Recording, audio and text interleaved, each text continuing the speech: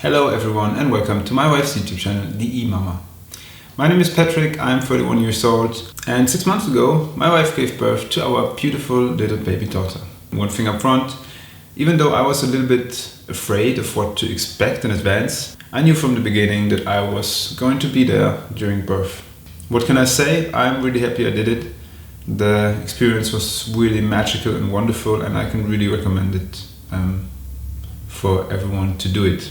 So in the time leading up to it, I have been exploring the subject matter as good as I could, especially on how to be a better father and husband. And like Sadhguru said, raise yourself before you raise your children. And for me that made absolute sense because everybody's got issues in life, and I just thought it was important to solve one or the other thing and just really prepare yourself the best way you can for the next big chapter in your life. Still, some things remained unexplored to me, and the following list remains upon my own very personal experience, and it does not replace the opinion of doctors, nurses, midwives, and your very own personal experience. Number 1, birth injuries. Once again, I'm not a doctor or a specialist in this field, and I've only been present at only one birth.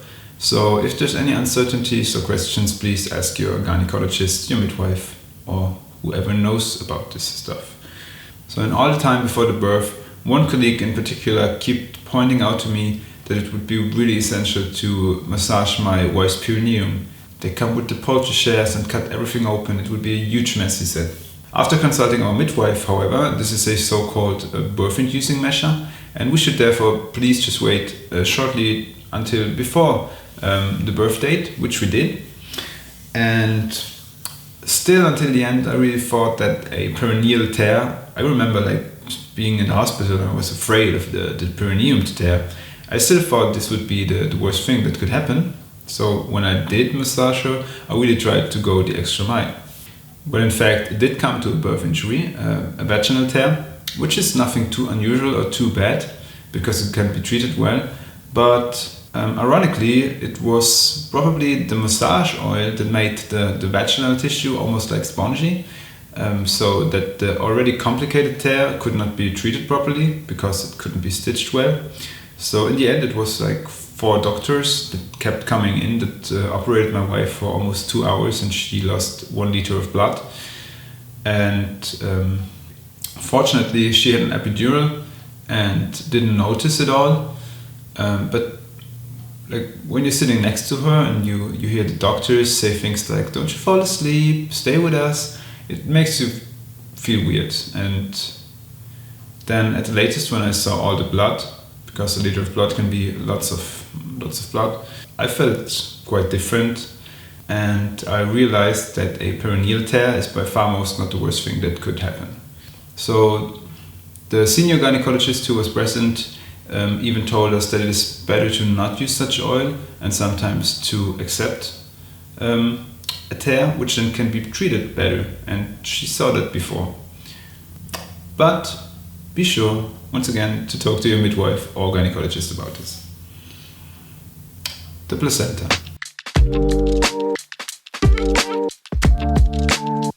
I knew the German term Mutterkuchen, which translates to mother cake, but I had no idea how big a placenta would be or how it would look. So I was quite shocked. And so you can donate a placenta like my wife did because it contains valuable umbilical cord blood, which is used, for example, in the treatment of leukemia in children. Some people are even supposed to eat the placenta, but to be honest, that thought was more than far away from us. But if you want to do it, I won't stop you. I haven't researched on this topic. That brings you to the next point: postpartum discharge. The women and the attentive man among you will know this, but I wasn't aware. So after the baby and subsequently the placenta have left the body, bleeding occurs in the weeks after the birth, the so-called postpartum discharge or lochia. And occasional after pains cause that tissue to leave the body and the uterus wall to heal. This does not smell very pleasant, by the way, but once again, it's totally natural and it will pass. And what really amazed me was the fact that when the baby is breastfed, the body releases the hormone oxytocin, which further supports that regression. So that's really amazing. And speaking of postpartum discharge, postpartum.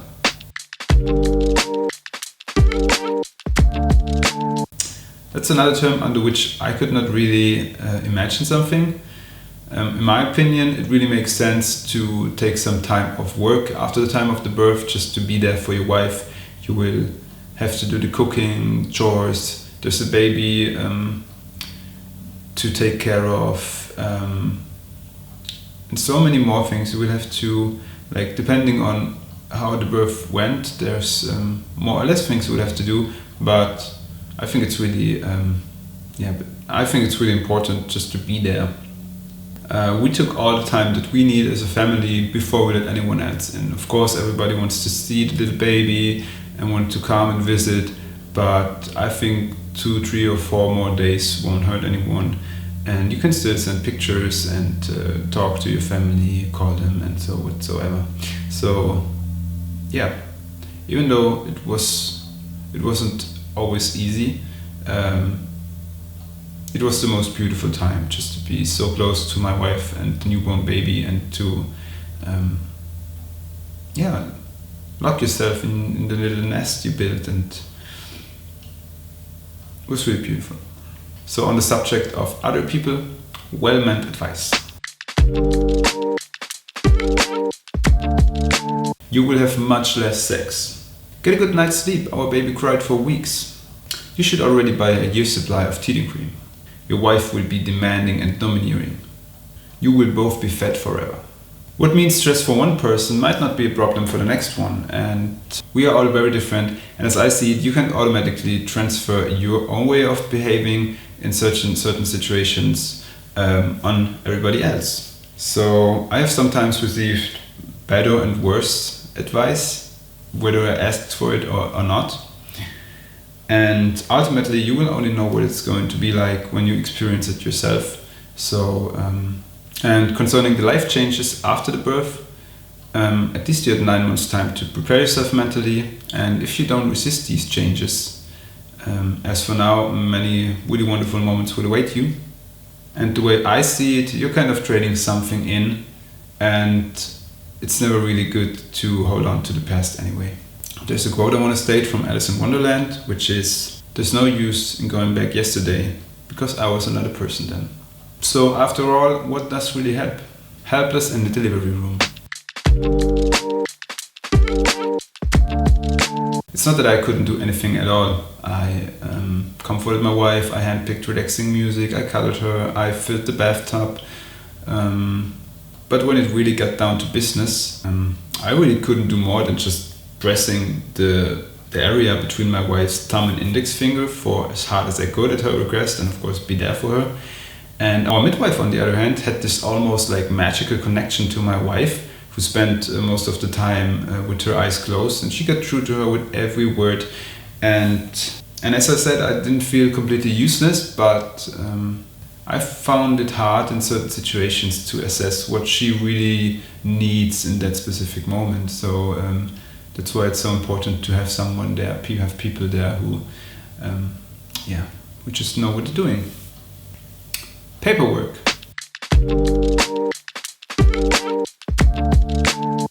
So once the little baby is delivered, the birth registration should take place. Once that is done, the little worm will already receive its tax identification number. After that, the health insurance company has to be informed, child benefit and parental allowance, as well as maternity benefits have to be applied for, the employer has to be informed, and an appointment with the pediatrician has to be made. Depending on your life situation, there can be one or the other in addition. So fortunately, my wife is a really organizational talent and prepared all the forms and necessary documents and applications. So the workload was relatively limited. Yeah. My summary. Don't be afraid, do what's necessary at the right time. Even as a father, you should probably download an app like Pregnancy Plus. It will, you can set the settings on that you're the father, so you will get informations regarding your wife's pregnancy and what she needs and what's happening in her body. You can listen to podcasts maybe. Our midwife recommended one that really helped me to overcome many of the fears that I have, which is called die friedliche Geburt. That translates to the peaceful birth. And just keep reminding yourself that what is happening is the most wonderful and most natural thing. And as mentioned at the beginning, talk to people who know, and above all, be kind to each other. In this sense, I wish you all the best, and if you like this video, please press the like button, subscribe to the channel, hit the notification bell, and share the video to people you think could use this. So, peace and thank you. We are...